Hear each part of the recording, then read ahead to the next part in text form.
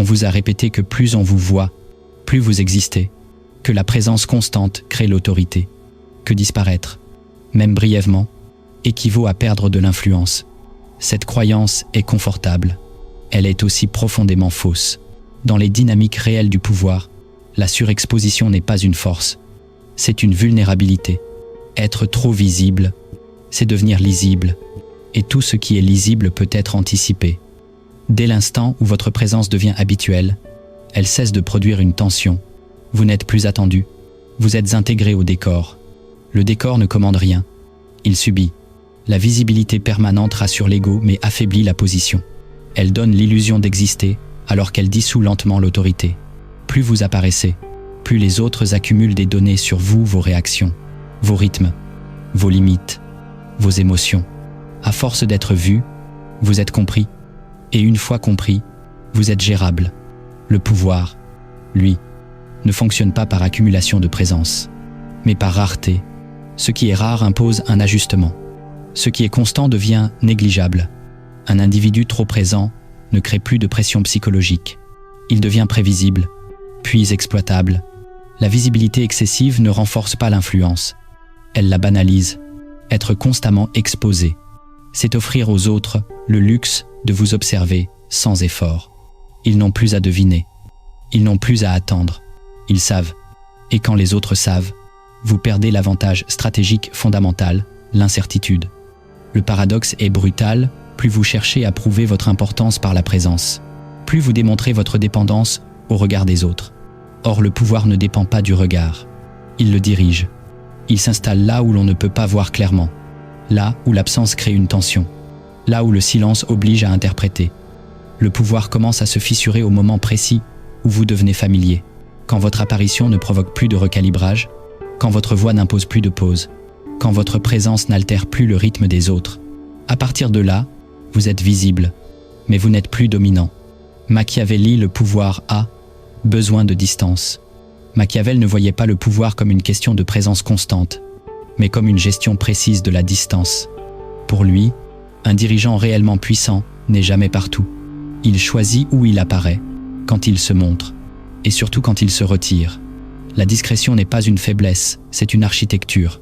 Être trop proche, trop accessible, trop disponible, détruit la symétrie nécessaire au pouvoir. Machiavel l'avait compris très tôt, l'autorité ne naît pas de la familiarité, mais de la séparation. Plus un leader se confond avec son entourage, plus il perd sa capacité à imposer. La proximité excessive efface la hiérarchie, et sans hiérarchie, il n'y a plus de pouvoir, seulement de la gestion. La distance crée du poids, elle ralentit les interactions, elle oblige les autres à se préparer, à anticiper, à mesurer leurs mots. Quand l'accès est limité, chaque contact prend de la valeur. Quand l'accès est libre, il se dévalue. Machiavel savait qu'un dirigeant trop visible devient une cible facile, non parce qu'il est attaqué, mais parce qu'il est compris. Un leader fort n'explique pas tout, ne justifie pas tout, ne se rend pas constamment disponible. Il laisse des zones d'ombre. Ces zones ne sont pas des vides, ce sont des espaces de projection. Les autres y projettent leurs peurs, leurs hypothèses, leurs calculs. Et pendant qu'ils spéculent, le leader conserve l'initiative. La peur, chez Machiavel, ne vient pas de la violence permanente, mais de l'incertitude maîtrisée. Or, l'incertitude disparaît avec la proximité excessive. Plus on vous connaît, moins on vous craint. Plus on vous côtoie, plus on vous teste, et plus on vous teste, plus votre autorité s'érode. La distance n'est pas un rejet, c'est une frontière. Elle rappelle que tout le monde n'est pas égal face au pouvoir.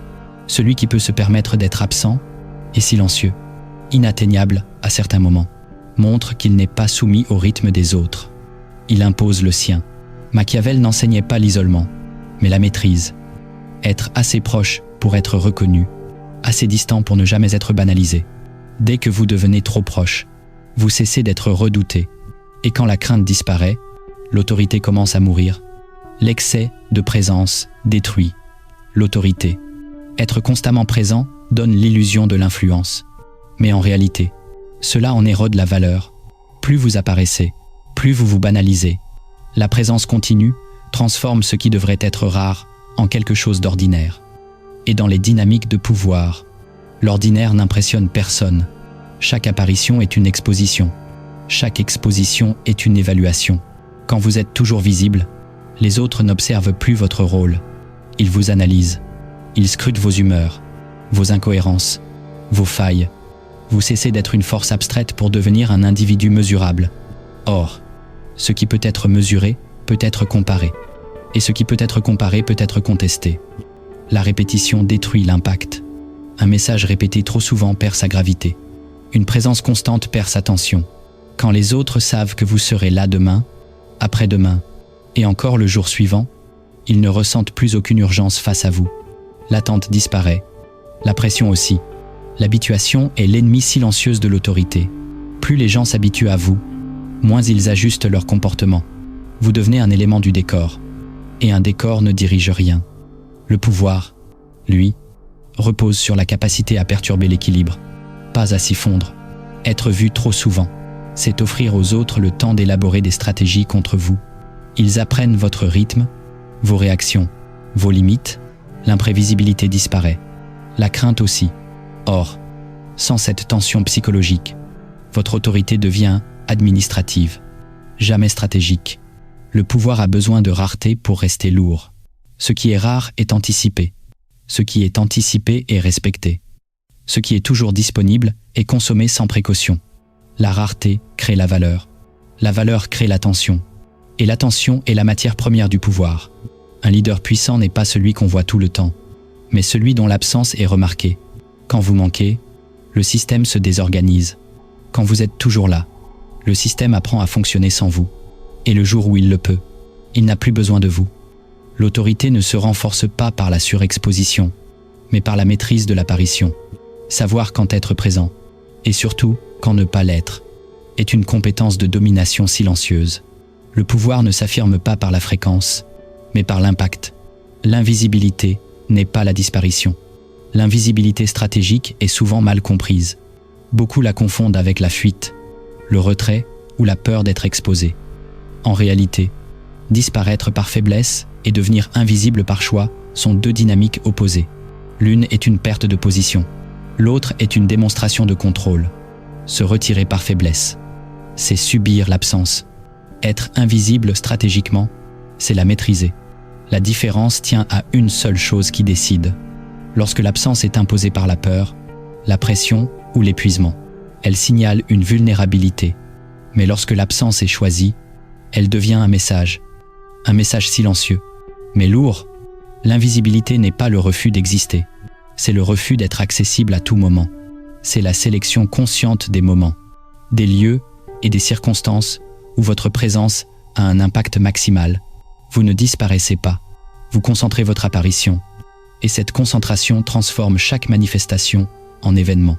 Être visible en permanence dilue l'autorité. Être visible par intermittence la condense. Quand les autres ne savent pas exactement quand vous allez intervenir, ils ajustent leur comportement en permanence. Ils anticipent, ils hésitent, ils se retiennent. L'incertitude devient une pression constante, bien plus efficace que la surveillance continue. L'invisibilité stratégique repose sur un principe simple: ce qui n'est pas toujours accessible conserve de la valeur. En choisissant quand apparaître, vous reprenez le contrôle du rythme. Vous cessez de répondre au tempo des autres.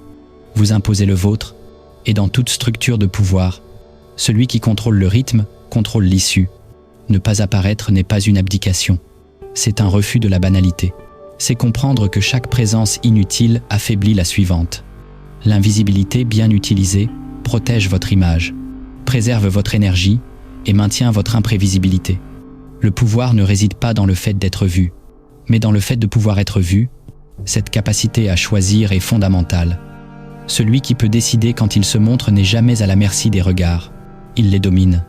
L'invisibilité stratégique est donc une posture active. Elle exige de la discipline, de la lucidité et une confiance profonde dans sa position. Ce n'est pas s'effacer, c'est se rendre indisponible à la consommation ordinaire. Et dans un monde saturé de présence, cette rareté devient une forme de domination silencieuse. Le véritable pouvoir commence là, au moment précis, où vous comprenez que ne pas être vu est parfois la manière la plus claire d'être ressenti. Peu de présence, beaucoup de pression. La présence constante rassure, mais elle n'impose rien. À l'inverse, L'absence maîtrisée déclenche un mécanisme psychologique puissant, l'ajustement forcé. Lorsque vous n'êtes pas là, le système ne s'arrête pas. Il se réorganise autour de votre vide. Et ce vide agit comme une contrainte invisible. L'être humain supporte mal l'incertitude.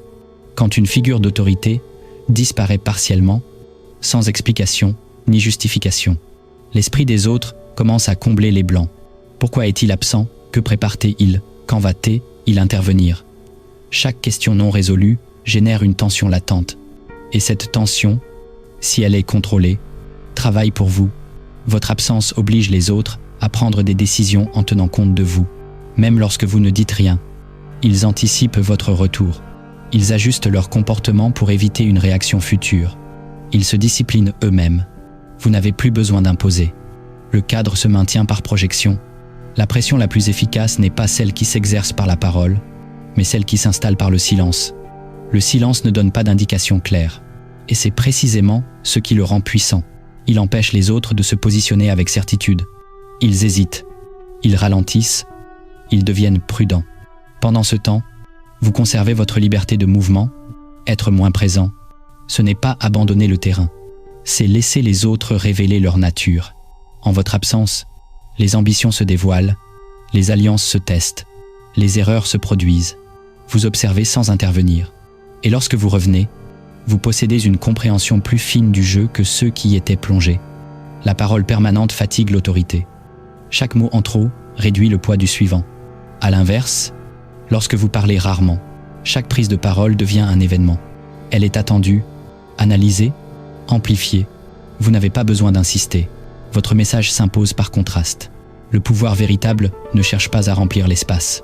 Il accepte de le laisser vide pour qu'il travaille à sa place. Plus vous êtes capable de ne pas intervenir, plus votre intervention future gagne en gravité. L'absence devient une forme d'action différée. Ainsi, la pression n'augmente pas quand vous parlez plus fort, mais quand vous démontrez que vous pouvez vous taire. Celui qui n'a pas besoin d'être là en permanence montre qu'il n'est pas dépendant du regard des autres. Et cette indépendance est l'une des formes les plus pures de l'autorité. Le pouvoir atteint son sommet lorsque votre simple non-présence suffit à maintenir l'ordre. Quand être trop visible fait de vous une cible. Plus vous êtes visible, plus vous êtes exposé. C'est une loi simple que beaucoup refusent d'admettre.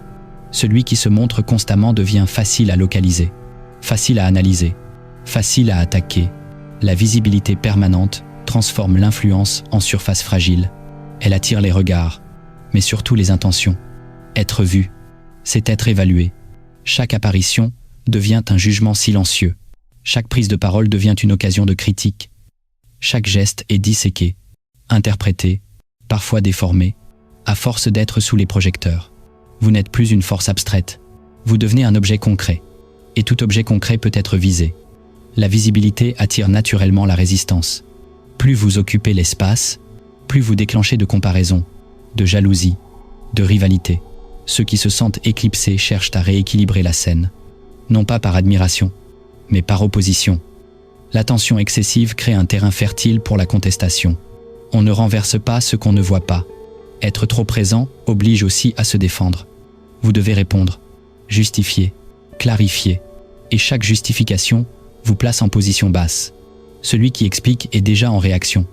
La visibilité vous force à gérer des frictions constantes, là où l'invisibilité les dissout avant même qu'elles n'apparaissent. L'invisibilité stratégique réduit les attaques directes. Quand vous n'êtes pas constamment exposé, les opposants hésitent.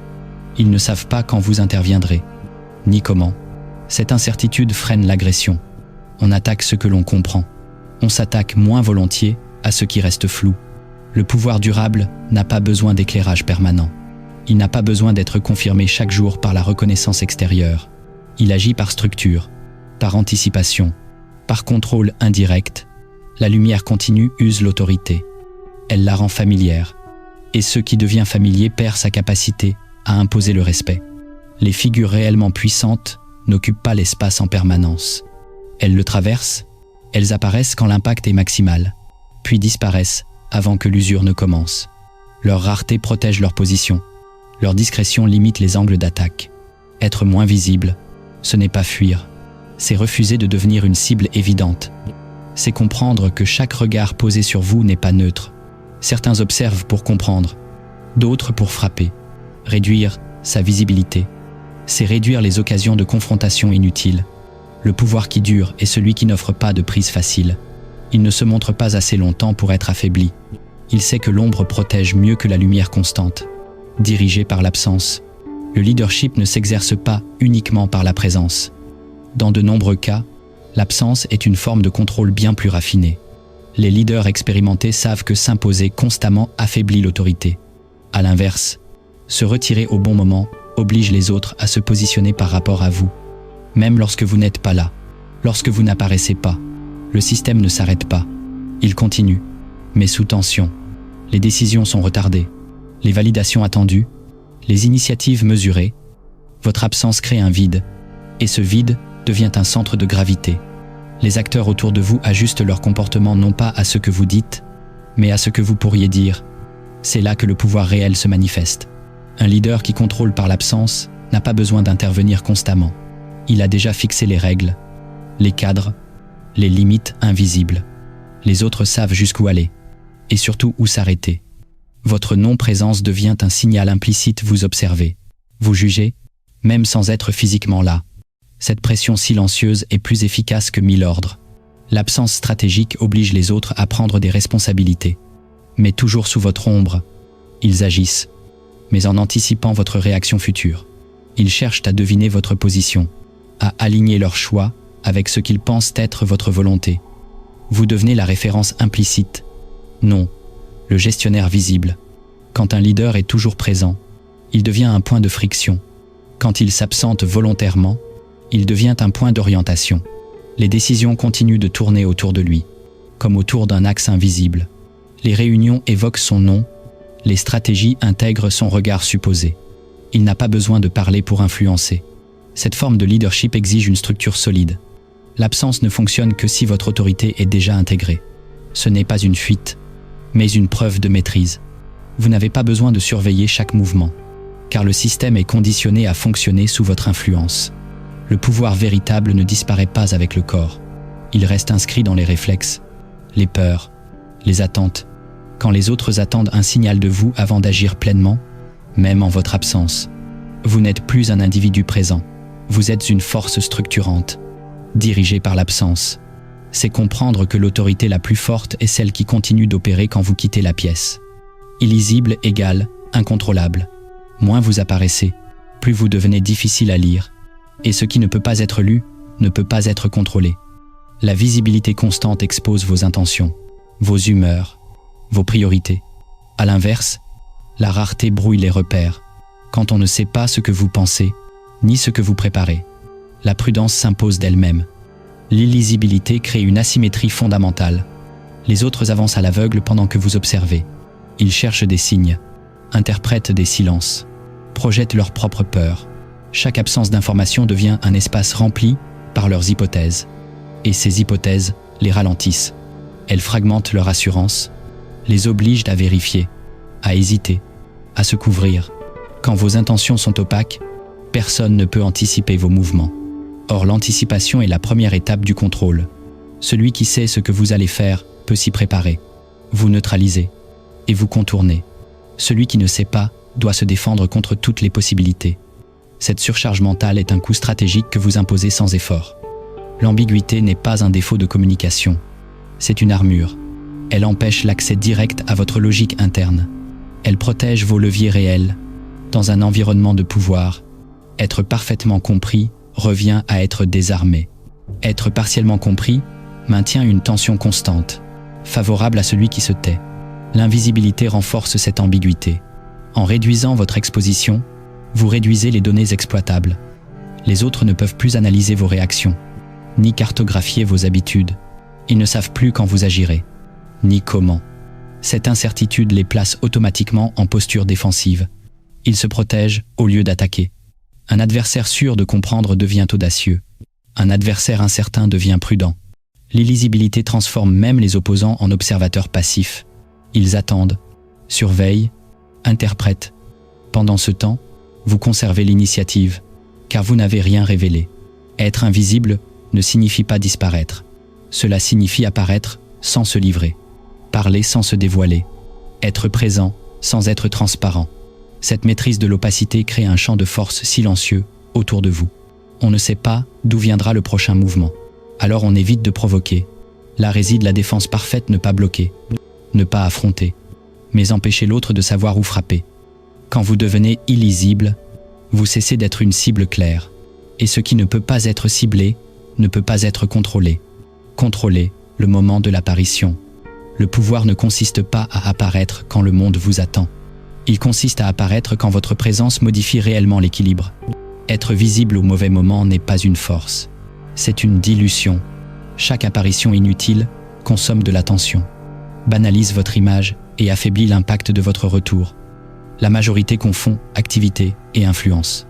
Ils pensent que répondre vite, être présent souvent, intervenir constamment prouve leur importance.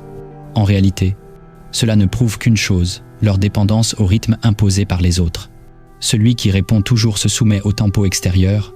Celui qui choisit quand apparaître impose le sien. Le timing est une arme silencieuse. Arriver trop tôt, c'est prévenir et donner le temps de s'adapter. Arriver trop tard, c'est subir un cadre déjà figé. Arriver au moment précis où une décision bascule, où une tension atteint son sommet, où l'incertitude domine, c'est là que la présence prend du poids. À cet instant, un mot, un geste, parfois même un silence, suffit à orienter l'issue. La fréquence détruit la valeur. Ce qui est rare est attendu. Ce qui est attendu est interprété avec gravité. À l'inverse, ce qui est constant devient décor. On ne s'adapte pas à ce qui est toujours là. On s'adapte à ce qui surgit et perturbe l'ordre établi. Le pouvoir n'est pas dans la répétition, mais dans l'irruption maîtrisée. Contrôler le moment de son apparition, c'est aussi contrôler l'état psychologique des autres. Votre absence prolongée crée un vide. Ce vide génère des hypothèses, des attentes, parfois des inquiétudes. Quand vous réapparaissez, vous entrez dans un espace déjà chargé émotionnellement. Votre simple présence agit comme un signal fort, sans effort supplémentaire. Les leaders réellement puissants ne sont pas occupés en permanence. Ils sont disponibles stratégiquement. Ils ne remplissent pas chaque silence. Ils les utilisent. Ils ne répondent pas à chaque sollicitation. Ils choisissent celle qui compte. Cette sélectivité n'est pas de l'arrogance, c'est de la maîtrise. Le contrôle du rythme est une forme de domination invisible. Celui qui dicte, quand les échanges ont lieu, dicte aussi leur intensité. En ralentissant, vous obligez les autres à patienter. En surgissant, vous obligez les autres à réagir. Dans les deux cas, vous imposez une adaptation unilatérale. Le pouvoir n'est pas une question d'agenda chargé, mais de cadence imposée. Être partout fatigue, être là au bon moment transforme. La véritable autorité ne court pas après le temps, elle le plie à sa stratégie. Conclusion, froide, le pouvoir appartient à celui qui n'a pas besoin d'être vu. La visibilité excessive n'est pas une preuve de puissance, c'est souvent le symptôme inverse. Plus vous êtes exposé, plus vous devenez lisible, plus vous êtes lisible, plus vous êtes remplaçable. Le pouvoir se dilue à mesure qu'il cherche à se montrer. Ce qui est constamment sous les yeux cesse d'imposer le respect et devient un élément ordinaire du décor. Les individus réellement puissants n'ont jamais besoin de rappeler qu'ils existent. Leur présence n'est pas continue, elle est déterminante. Ils n'occupent pas l'espace en permanence. Ils le marquent quand cela compte. Ils ne cherchent pas l'attention. Ils la déclenchent sans effort. Leur influence ne dépend pas de leur visibilité, mais de l'impact qu'ils laissent derrière eux. Être trop visible, c'est offrir aux autres le luxe de l'habitude. L'habitude engendre la familiarité, et la familiarité détruit la crainte. Or, sans une forme de distance psychologique, l'autorité s'érode. On conteste plus facilement ce que l'on voit tout le temps. On remplace plus facilement ce qui est devenu banal. À l'inverse, ce qui est rare acquiert une valeur disproportionnée. Ce qui apparaît peu est perçu comme essentiel. Ce qui ne se montre pas constamment oblige les autres à anticiper, à interpréter, à attendre. Et dans cette attente naît une forme de dépendance invisible. Plus il est difficile de vous voir, plus il est difficile d'imaginer fonctionner sans vous.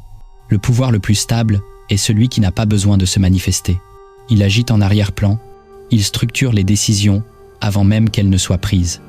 Il influence sans expliquer, dirige sans ordonner, impose sans apparaître. C'est une force silencieuse, mais lourde. Une force qui ne se justifie pas. Chercher à être vu, c'est chercher à être validé. Et celui qui a besoin de validation a déjà cédé une partie de son pouvoir. La véritable autorité ne demande rien.